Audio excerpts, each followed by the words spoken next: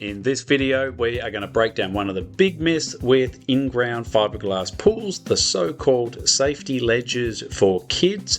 We're going to show you two types of pools, one with a ledge, one without the ledge, and why one is so much easier to maintain and look after and generally has a longer structural warranty compared to the other type of pool. So what are we actually talking about here when we say safety ledges for kids? Well, if you see in this image here, you can see that ledge, that lip that runs all the way around the inside of the pool. It's about 75mm to 100mm wide, and its job is to structurally reinforce the pool wall, mainly in pools where that reinforcing is needed to make sure that the pool wall is strong enough to pass Australian standards and do the job that it's supposed to do. What you'll find is there's a lot of pools out there that don't have the need for their walls to be reinforced because the strength is built into the wall during the manufacturing process. So the walls are completely flat, and that gives you a lot of different advantages, which we'll talk about in a moment.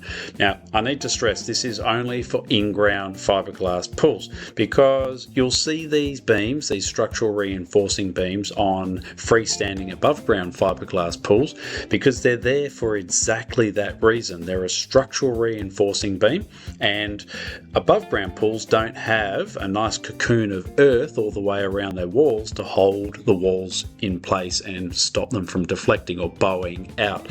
So that's why you see them in above ground pools. But good news is that because above ground pools are elevated off the ground, the same dirt and dust and debris that ends up in in-ground pools and collecting on these ledges, we'll talk about that in a second, doesn't happen with the above ground pools. So that's a tick. So how did we end up with a structural reinforcing beam being advertised as a safety feature that families are really going to like? Well, the marketing folk couldn't say, hey, this is a structural reinforcing beam. So they came up with a clever name, and that's why it's now referred to as a safety ledge for kids. Well, it's got absolutely nothing to do with safety. If you've got a young one that's small enough that you're thinking, I need that safety ledge, then as the adult, you're not going to be any more than 1 meter away from your young one at any time when they're in the pool. That's just pool safety. Okay, so then what happens with this ledge? Well, we get people calling up all the time who've owned pools before, and one of the big questions they ask is, do your pools have these so-called safety ledges? Or, as a South Australian farmer once asked me, and I'll use the sanitised version, do your pools have those dirt collecting ledges? And fortunately, we can say, well, no, our pools don't.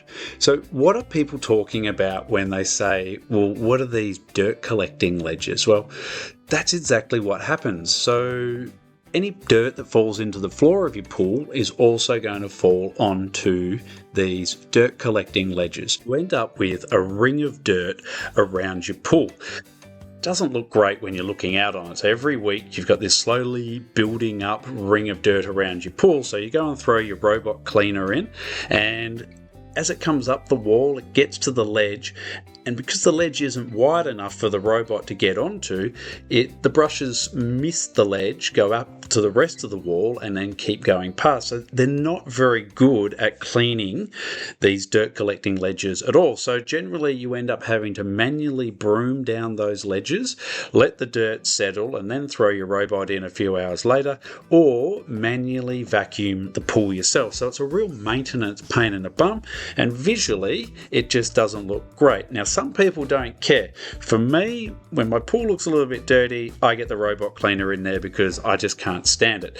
And then the last part, the last big bit that often gets overlooked is, if these ledges are 100mm wide, which often they are, and they go all the way around the pool, then that means that your 3-meter wide pool is actually a 2.8-meter wide pool, because you're losing 100mm off each side. And if it's meant to be 7 meters long, then it's actually 6.8 meters long. So you're losing internal swim space, as well as having to maintain the pool much more frequently than you would with a pool without these dirt collecting ledges. And that just means extra maintenance time on your weekend. So you end up looking like this guy, when if you've got a pool with beautifully flat walls, you can end up looking like this guy, which is what you want. All right, DIY Pool Legends, thanks so much for watching as always. Please like and subscribe, it really helps us out, and we'll chat to you next time.